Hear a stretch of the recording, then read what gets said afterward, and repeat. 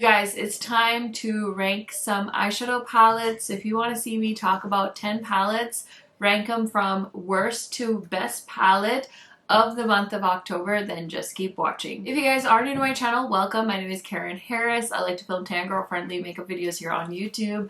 I love eyeshadow palettes. I love makeup in general, but especially eyeshadow palettes. So if you like that kind of content, if you like to see new releases, this is the place for you. Highly recommend subscribing, turning on that bell so you're notified every time I post. And without further blabbering, let's get into it. Okay, so today I have 10 eyeshadow palettes to rank. If you guys don't know how it works around here, every month I sit down and I rank all the palettes I tried in the previous month. I usually have a few reoccurring series that I film on my channel.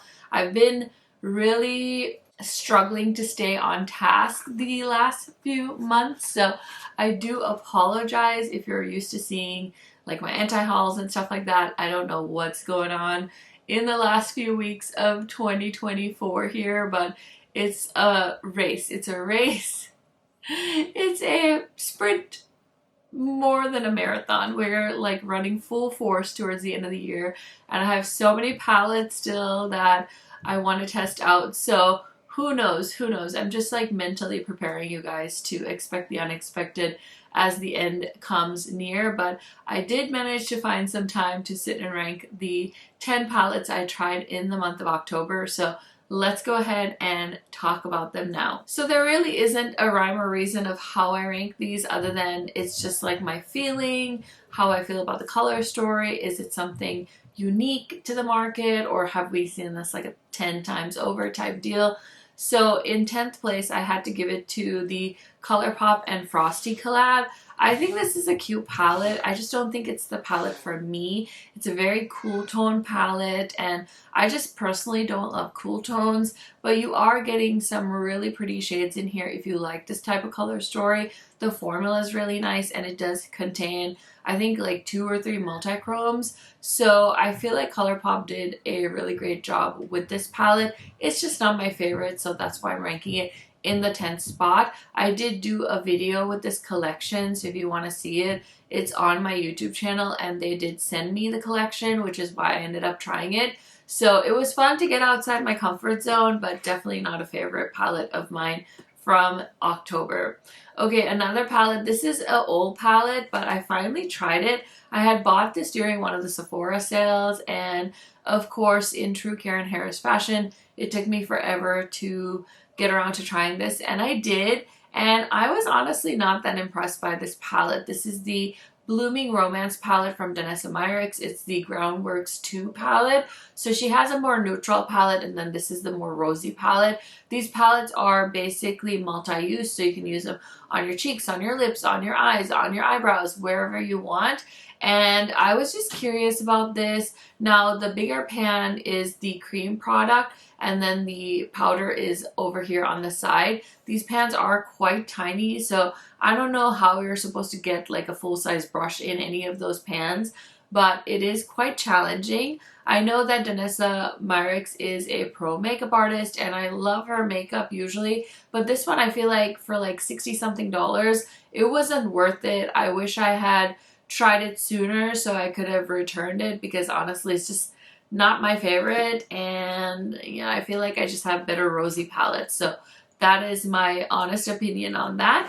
In 8th place is a palette that is from Huda Beauty. This is the Icy Nude palette. Again, not my color story. I will say though, I did find myself reaching for this palette more than I thought I would, because it's kind of a no-brainer for a neutral glam eye look. I ended up wearing this to a wedding, which you would have thought I would have picked anything else in my vast collection of eyeshadow palettes, but I was in a rush and I grabbed this one, and I really like how that eye look turned out. So this is a perfect glam holiday palette. I will say it does have a pressed glitter in it, which I don't love. It's not even like a good pressed glitter. It literally feels like your kid's crafting glitter. So I don't love that, and for the price, I don't know that it's 100% worth it. But if you're looking for a very holiday palette at Sephora, this one might be a good one to check out. Okay, so in 7th place, I just posted my look with this palette. This is the Crype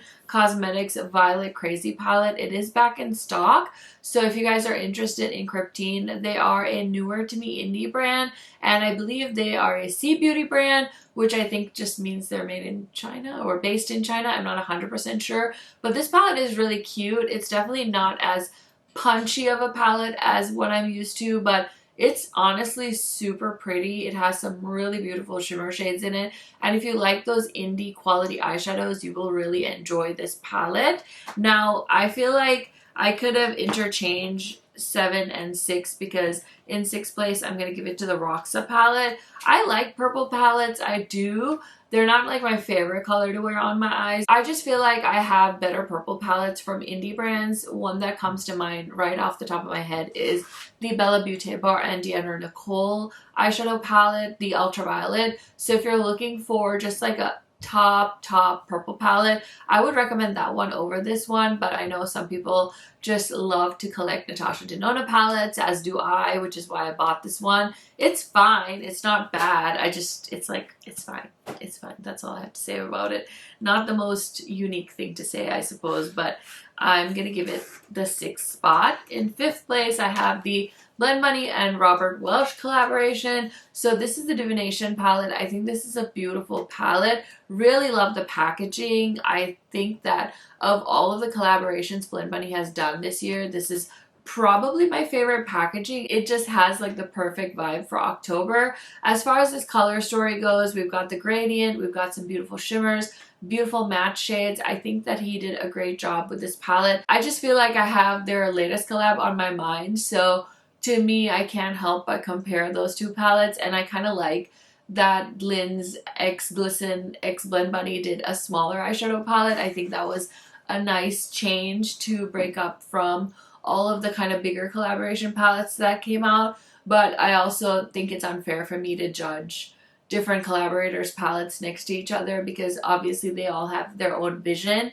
and I think as a standalone palette this is really beautiful if you're into these shades. Okay, I feel like this is super unfair, but I'm gonna give Dani Myrix number 4. This is the Lightworks number 6 palette, and it's just a beautiful all shimmer palette. Again, it's so unique in its packaging. All of these things are magnetized, so if you want to pick 6 shades to take with you on the go, this palette allows for that. I think it's 100% so creative, and honestly the multi-chromes in here are super nice. I think there are a couple of dud shades in this palette that I don't understand why they're included. Like, they're not special shades by any means, but overall I feel like it is a good palette, especially unique for Sephora, which is where I would say most people are going to buy this. So it's just bringing like a little bit of indie to the mainstream, and I'm excited about that. In 3rd place is the Nomad Chicago Speakeasy palette. I keep joking saying that Nomad is just like circling me because we had that Canada palette, and now we have a Chicago palette, so I'm just waiting for a North Dakota palette. But this palette is cute. It's a little bit different. It's essentially a neutral palette with these kind of minty shades right here, but it's a really pretty palette, and I had a lot of fun playing with this. I also really like the packaging, so highly recommend checking out. I think I did I do 2 looks with this? I can't remember. I can put them on the screen for you guys, or you can go check out the video, but this is super cute. And then in 2nd place, I had to give it to the Atlantis palette from Crype. This is a beautiful blue palette. This did launch with the Violet Crazy palette, so if you like purples, you can do Violet Crazy. If you like blues, you can get this one. I just really like the looks I created with this palette, and their formula is really nice as well. I wouldn't say that you're necessarily saving money by shopping Crype because their price is just as competitive as all the other indie brands out there, but I did want to give it a shout out, and they did a nice job with the packaging as well. So that is in the 2nd spot. And then my favorite palette of October is this Harvest of Souls palette from Fantasy Cosmetica. I think this is my favorite palette that they've done. I just love the layout. I love the amount of shades in this palette. I like the color story. I just feel like I'm going to sound like a broken record, but I just think this is a perfect color story. You can kind of section it into quads if you like, or you can go down the rows as well in case you're struggling for inspiration. But I really love this palette. The quality is great. The metallics are beautiful. They did such a good job with this one. And I do know they are having a Black Friday sale as well. And you can stack affiliate codes. I don't know all the info off the top of my head, but I would say check out the Fantasy Cosmetica Instagram because I know they've been posting about it, but that is my favorite palette of October. I hope you guys enjoyed hearing me rank my worst to my favorite palettes of the previous month. I'm already working on my November videos and palettes, and I'm very excited to rank them because there's just so many good palettes for November. I'm actually trying to film pretty much like every day here because there's just so many great launches, and I just wish I had more eyeballs so that I could do like 4 looks at one time. But either which way, looking forward to catching you guys in my next video. If you guys want to hang out a little bit longer, YouTube should be popping up a suggestion for you guys to check out. I do have tons of playlists and things like that. I hope you guys are having a wonderful holiday season, and I will see you in another video very, very soon.